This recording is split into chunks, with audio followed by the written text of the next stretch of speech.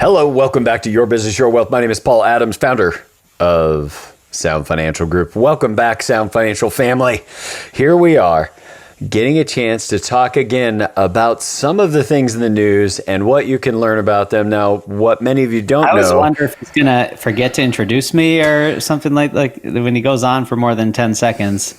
Wait for it. About me. Here it comes. Here it comes. So the man who is kind enough, and he said, Paul, you've been working out a lot, and I think people haven't gotten a chance to see that. So we should wear polo shirts today so that people can see the fine physical specimen that my business partner is. And Corey, I thank you. I think it was a great idea. So I was a little embarrassed. As you guys know, I'm very self-conscious in front of crowds, but I'm going to struggle through this, Corey, just for the audience, you know? And if you could just close your ears for a second, Paul. Now, what is reality is I'm sponsored by Adidas on the tennis court, and they said they'd give me a little, couple cases of free balls if I got Paul to wear that shirt on the podcast. So I know it's important we disclose any potential conflicts of interest, so compensation. They reached out to me. My tennis career, yeah. They said you have to pronounce it Adidas. If we were in Europe, then you definitely would. You just go to Portland, man. They'll get on you. Just get anywhere near their home office. All right. We have... Wait. Adidas in Portland? Yeah. You don't know they got big operation in Portland? I think it's like the base of their U.S. operations or something like that. Intentionally to mess with Nike, like they probably came in to freak Nike out. Yeah, I'm sure, like same reason why Silicon Valley is the way it is. They're all poaching each other's executives all the time. That's true. Cool. So speaking of poaching, which there's really no good segue here, so I'll just say speaking of poaching and then say something totally different. We have a great article, two of them. One, the second one we're going to go over today is from the Am I the A-hole page of Reddit. So that'll be fun and exciting. And then we also have one on market investment. And once again, how the article is teaching you something, but what it's teaching you is not what the author of the article meant to teach you when they wrote the article. So I don't know who wrote this one, but shortly here we will... have something to say about what they wrote. So the article is, many investors, from Wall Street Journal, many investors are fleeing the stock market, but some are doubling down. Quote, if I lose 15,000, I'm not going to die. Fact check, probably true. Probably. So Corey, the subtitle is, the subtitle, the market is plummeting, and some amateur investors see that as a good reason to jump in. Well, number one, what is the dictionary definition of to plummet, like in terms of the market? I don't know what that is. No one knows what that is. Yes, it's down, but we only call it a plummet in the context of trying to create some kind of emotional response. Some of these words... That's key. Are just not useful. You got to listen. As soon as you hear a word like plummet, non-quantifiable, highly emotionally charged, it's like they are trying to get us to think or believe something, which we haven't heard from our counselor on reading the media lately. I love my country, but this is what's wrong with America. This is why I tell y'all all the time, think for yourself, critical thinking. Don't believe everything the media tells you. If the media gives you information with the intent to produce an emotional response, something's not factual. Something is not factual, which doesn't mean they're hiding facts. It just means there could be a lot left out as soon as you hear that emotional language like plummet. So this, the first thing I said when I saw this article title was, oh gosh, like, I don't know if they've just all of a sudden deciding to put 15,000 into the market overnight. What was that money doing previously? Like, if it was your emergency fund, well, that's probably not a great idea to just demolish your emergency fund. Like, that's adding double the amount of risk, because now you've got market risk and that money's not available for whatever other emergencies it needed to be available for. Or they're just keeping way too much money in cash for a long period of time. Whatever they're gaining by diving in at the dip, they're probably losing out on years of lost returns just keeping it in cash. That wasn't the case for the first people in this article. The first people actually decided to skip summer vacations and defer house repairs and take all that extra cash and put it into stocks. Now, I said at first, well, okay, at least that's better for these folks. Although I guarantee you, most people aren't doing that. They're taking cash that was sitting somewhere and not meant for the market. But then, Paul, you came up with a great insight on their house repairs. So let me read this little section to you guys, which will give you all the context for my comment. Mr. Cooper, a mutual fund administrator, and Ms. Longshore, a program manager at a recycling nonprofit, have a few things they'd like to fix in their 72-year-old Milwaukee house. One bathroom has walls covered in a film of yellow tar, presumably from its previous owner's smoking habit. The garage roof, meanwhile, needs new gutters, or else water will start seeping into the basement. Now, first and foremost, what I'm guessing about these folks is, number one, they probably got into a house that's bigger than what they ought to have. And they didn't have the simple 3 months to a year of living expenses set aside in cash. As a result, they of course don't have the money to be able to buy on the dip unless they ignore things that need to be paid. Like, how much of a return do you think you're going to get on, say, I don't know what gutters cost on a garage, but let's call it $5,000, which I don't think they're that much, but we'll go with five. Most, it feels like, yeah. So if it's a $5,000 investment to get the gutters fixed, the potential loss of getting water in your basement, having in the last year, we had to excavate over 70 cubic yards of material from the front of our house and have a new drain put in all the way around the house. Getting water in a basement is a super pricey thing, especially if it penetrates from the outside. So if that's a potentially $40,000 expense, that's what it was in our case. But what you're doing is hoping to get better return on $5,000 in hopes to help pay for that repair that could cost you $40,000 if the damage is done before you get around to the repair. That's just bad mathing. And Paul, this article, like, they talked about it to that level of detail to know it wasn't just, there's some things we want to do in the house, but we're not going to. Like, it tells us they know that the water's going to seep into the basement. Like, for this financial interviewer to maybe not talk about that and that would be a great question to ask someone in an interview like this. Like, what has you make that trade-off? It's wild. It's wild to me. The next couple, are we done talking about that couple? Yeah. Right? The next couple, Luke and Courtney Bowman, who have one child and another on the way, recently decided against buying an Alexa and are looking for a secondhand baby crib or rocking chair on Facebook Marketplace instead of buying new. Now, you went down that path of like checking, buying used, all that when you did, got everything doped out for Quinn. How much did you save when you looked at it of used stroller versus brand new?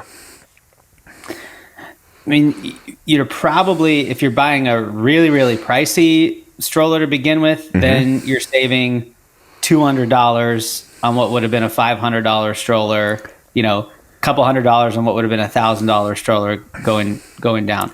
If you're buying a mid-range stroller and then you're buying used, then, maybe you're saving $50 or $100. Well, I say we give them the benefit of the doubt. Best Alexa, $45. Oh, also, Alexa isn't a thing that you buy. You buy an Amazon Echo or just like any smart speaker. Alexa's in there, the little elf named Alexa. Are you saying they don't call the new iPhone the Siri 14? It's going to be you're not buying the Siri, iPhone 14. I mean, they're like, I guess you can find some that are $100. Some of these Echoes, the brand new ones, but so again, most we're talking $300, and maybe what they're let's interpret some artistic license. It's boring to make a long list. Maybe there's 20 things that they were going to buy new that they're buying used anyway. So maybe it's $1,000. that's over this month that's going to go into the market. Yep. Versus not. Still not enough to change the course of their life dramatically. Unless they're making an amount of money where $1,000 a month is their 20% savings. They need to scrimp and save to do that, which I totally respect. Sure. What feels like it's just way missed in the article is like we're talking about a few $100s worth of difference, and somebody needs to actually invest. And one of these said, one of them says here, he hopes to use future gains for children's future college fund and maybe a vacation home. It's like if you're scrimping to not save buy the Alexa because you want the extra $40 to be able to invest, I don't think you're building vacation home levels of wealth. Well, and if $1,000 a month was the 20% of their income that they really should be saving, that's what they should be doing anyway. It's not really just finding extra money to put into the market because it's going down. It's what should be going in every single month, whether the market's up or down.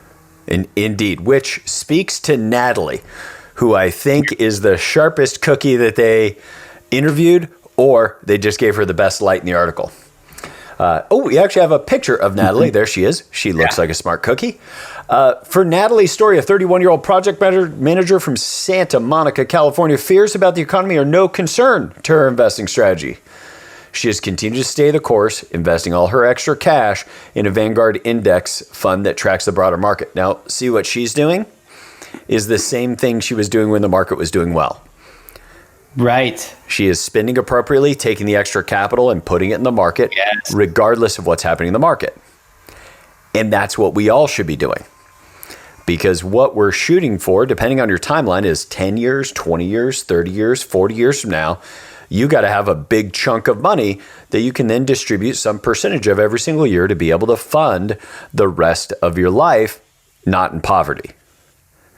See, I really like this article now because of the end, because the end really wraps us around, and without being preachy, without really making those other people wrong, is kind of secretly saying like, look, this is what you should be doing the whole time. And then you just can I read the last? Yes, I was just going to offer you to read that one. So the last quote from Natalie: after all, stock markets eventually go up in the long term, and if they don't, Ms. Story said, we'll all have much bigger problems than our investments. Which is, occasionally I have someone ask me like, all right, the markets have gone back up again in the past. What if this time's really different? What if it doesn't? I'm like, well, if it doesn't, then we have bigger problems. Like, we don't care about our 401ks anymore. It's more about guns and ammo. It's the zombie apocalypse. Yeah, like that's really what. It's the asset class I specialize in.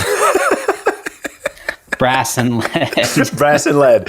Yep. Well, that is kind of the old joke, is if your gold that's in your safe becomes a true portfolio hedge, and now you've got all this extra money because your gold is worth so much, I promise the brass and lead that you set aside rather than the gold will be just as valuable and easier to transact with than the gold. But fun story, and you kind of see how their initial tranche of the article is like, maybe it's a good idea to speculate and put money in the market, but maybe not based upon the title. And yet the actual conclusion of what you can learn from the article is that what you should do is invest consistently every single month, no matter what's going on. Yep.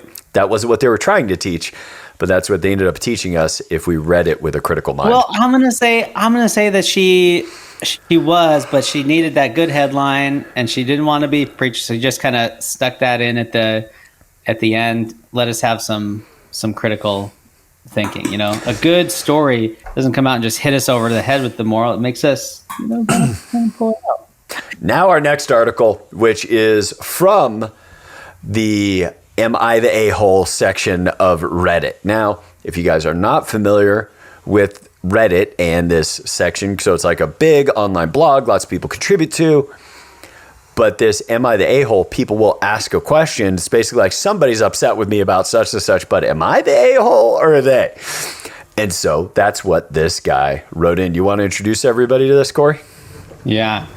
I had never been on this Reddit before. Am I the a-hole for not always meeting my fiance at the door? Am I the a-hole for taking just one of my children on holiday with me? Well, yeah, I think that one, you don't just. So it's this list of all these different people asking this question. And this dad asks the forum if he's the a-hole for not giving his son access to the money that they put away for college. And you be the judge. Really open parents, letting him find his own passions, whatever activities he wants to be in. But when the son graduates high school, he doesn't want to attend college. Parents support that, but he also doesn't want to go to trade school or doesn't want to work in the family business. He wants to start a business of his own. Well, gosh, that seems pretty reasonable. This dad, maybe he is the a-hole. Oh, wait. Dad says, I'll only allow it if he takes some business management, accounting, and law classes at the nearby community college, which I will pay for out of pocket, not taking any money from the college fund. He just needs to come back after taking those classes, show me a business plan, and you'll get access to the money. That's what the son calls his parents a-holes for holding his funds hostage. One thing I love, one thing I love about this, you can almost be rest assured, the parents do not have this in a 529 plan. Now, you guys have, if you're watching the show, you've seen our episodes on the problems with 529 plans. If you haven't, just search our podcast, you'll find it. But the reason you know for sure it's not in a 529 plan is if, let's say, it was $400,000 and $150,000 of it is going to get taxed plus penalty if it's not used on college. That's what gets a lot of parents kind of saying, okay, now you just go to school and we start taking these withdrawals because this is what we set it up for. And it goes back to an economic principle that any dollar saved for any single purpose is always lost. So if I save the money up for college, it's going to go to college. If I save it only for retirement, then I'm never going to see that principal again because I'm going to save it up the entire time and it's only going to get retirement work done versus working on a wealth optimization model. But at least these parents appear to have made a good enough decision to not put the $400,000 inside 529 plans so that they can actually make a choice to only deploy it to their kids' education when they decide to. As opposed to, well, we need to do it right now because we got to pay for this kind of college or we can't get the money out tax-free. You're right. If it was in a 529, the dad would have been saying, like, look, you have to go to a college. It's going to be hard to use this money we're taking a huge haircut if we use it for anything else. Yeah. I mean, if $400,000 and $200 of its growth, then you're going to have regular income taxes on $200 of the growth plus the 10% penalty on it.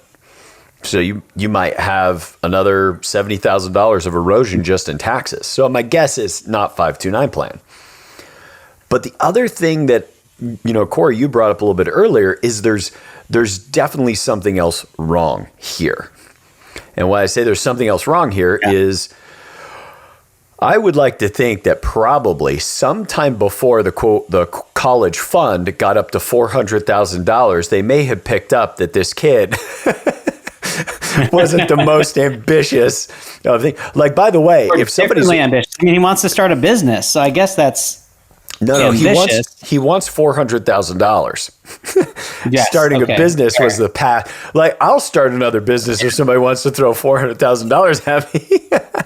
Right. Open a Baskin Robbins. I don't care. But that's the issue. If what people are doing is they're only saying they're going to do it because they want to get access to the money, but won't jump the other even smaller hurdles to get closer to the money. Right. That's when you've got something off, and you might have something off even in the relationship between the parents and the kid because something has them wanting to hold the $400,000 over him, and there's something that the parents may have missed that is not motivating their kid. They should have seen that was coming since around 16, 17, I would guess. Right. I mean, since around 10 or 11, I just think, right. And the article goes on with some other comments from that Reddit feed about, the kids acting entitled. You guys are really generous, you and your wife. Like, he just feels like he's entitled to this money. This is the real college or education funding conversation with parents. Education planning is getting as much about getting your kid ready to use the money as it is getting the money together. Yes. And that's huge. And that obviously hasn't happened in this family. Like, good for them. They have more saved. Like, they are top 1% probably in families having money together for an education fund, but they might have been so focused on that they kind of literally threw the baby out with the college water there, and they weren't paying attention to the kid the whole time. Now, I do like how the dad did it, and that there's access to the money for other things. And think about this from the parents' standpoint. Like, we have this conversation with parents all the time. No, Paul, like, if your kid doesn't finish college, do you want to pay for it? If you're, he has a lot of options because it's clearly not in a 529 plan. Hopefully this guy has a younger sister that wants to go to some expensive private school, and she's got an $800,000 budget for doing it now. Yeah. That may be the case. I mean, here's the thing. So it's over. I mean, some stats say it's above 50%, but like, even quick glance at, it's like 30 to 50% of students that start college don't finish. And so that's the thing that we talk about in that sending your kids to college is most people that start college don't finish. And if your kid doesn't finish college, who should pay for it? That's why I kind of wish we knew who this guy was, because imagine if we shared with him our philosophy of like, no, just let them borrow money. And then if they get their degree, right, you pay off the loan. And if they don't, then they get the loan, which creates a really nice incentive that kid better think that they're going to be able to make a really nice living launching off and doing something else. Right. That what they would be willing to do is leave with the debt with no degree. But if they leave with no degree and all you've done is fund it, then there isn't as much value for that. Ooh, I'm gonna jump out on my own now without a degree. It doesn't respect the potential impact of that situation. And by the way, when we just pay for our kids' college degree, I think some of that appreciation for what they've worked for is not going to be as strong. And go ahead. Ooh, I got a good one. So, kid wants to start the business. Great. Here's my $400,000. You get a business plan together. Go get anybody else who's not your dad to give you $1 of investment or a loan. Like, don't go try to qualify for a loan or a grant or whatever for this business. If someone who's not your dad thinks it'll work, I will match you dollar for dollar, whatever other funding you get up to that $400,000. So now they could have $800,000, or they could, take that dollar, pay off the debt with it, and be flat. Or if they really think it's going to grow, they just use that to keep growing the business and pay, something like that. It reminds me of the comment from the last line of this. It says, I think even after the classes, I would treat the fund as an investor that only provides part of the funding till the business meets certain benchmarks and releases more funds. And like, the benchmark could be, can you raise money elsewhere? Now, this reminds me, we think about the appreciation kids have for things. Now, my kids, by the end of this year, they'll be 10, 11, 12. They're all born in 30 months. Yes, you guys are right. My wife is a saint. Now, I've got this compact level of kids. So I watch all of the development sort of happen relatively rapidly. It's not like one of our kids goes through a stage and it's 6 years till the next one does. I mean, it's happening within 12 months, the next kid. Right. So I've watched them struggle to get something done, and we help them get it done, and they appreciate it a little. But what it means to the child for them to do it on their own, which applies as well for college as anything else, it is more meaningful. It's both more meaningful for them to dip into the endeavor because they know they're standing on their own merits, if they can do it or if they can't. And it also has them more appreciative when they finish. And it reminds me of a story that I think would be a good place to land today, Corey. And I don't know if you've heard this before.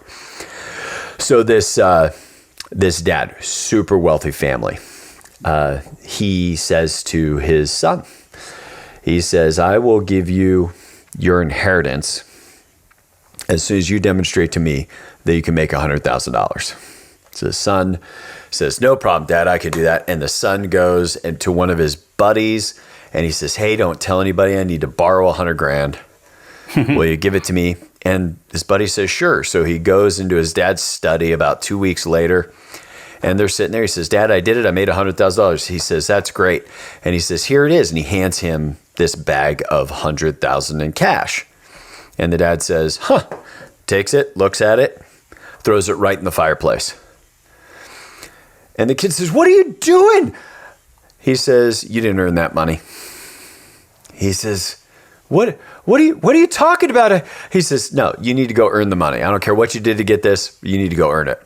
So now the kid goes and makes a deal with a banker that knows his family, but it's like, a couple of generations away from whatever conversation his dad would have. He says, no way Dad's going to find out about this. Borrows $100,000 from that banker and says, once I get all the inheritance that I'm going to get, I will move all the family's banking to you. So the banker says, okay, no problem. Lends him $100,000, goes in, shows his dad again. Dad looks at the money again. He says, that's great. Throws it in the fireplace. What are you doing? The kid's screaming and crying and cursing. He says, why would you do that? He says, you didn't earn that money. Go out and earn the money. So sure enough, it takes the kid 1.5 years, but he manages to actually go out, work hard, save his money, live within his means, and he gets $100,000 18 months later, comes into his dad, shows it to him, and his dad looks at it again, throws it in the fireplace. Immediately, the son dives into the fireplace and is doing it all he can to just kick the logs out and get the bag out and try to kick some of the money out of the fireplace. And the son says, why would you do that? I worked so hard for this. He says, now I know you earned that money. And the dad didn't hear anything from anybody, just by his son's reaction, knew that he hadn't earned it. And I think that there's something unique we can do for our children in giving them the opportunity to earn the opportunity to go to college. It's not like they're entitled, not just because I have the money saved for you. You get to do this, but you're going to earn it with your behavior. You're going to earn it with your countenance against challenges. You're going to earn it with demonstrating grit, and you're going to earn it by demonstrating ambition. None of which is this child doing. But for all of us listening, we better really start working on those things when they're 13, 14, 15 years old, because that'll be a big part of who they are as a human being come age 18. And when you want to send them off to college, hoping that they not only get a degree, that they would make good use of the money you deployed on their behalf, but most importantly, that they will find out they can stand on their own and they get a chance to build the same successful life and family that you had the opportunity to raise them in. So with that, Sound Financial Family, Corey wanted me to tell you from the bottom of his heart, from the bottom of my heart, and from everybody else here at Sound Financial Group, we hope this has been a contribution of you being able to design and live a good life. See y'all next week.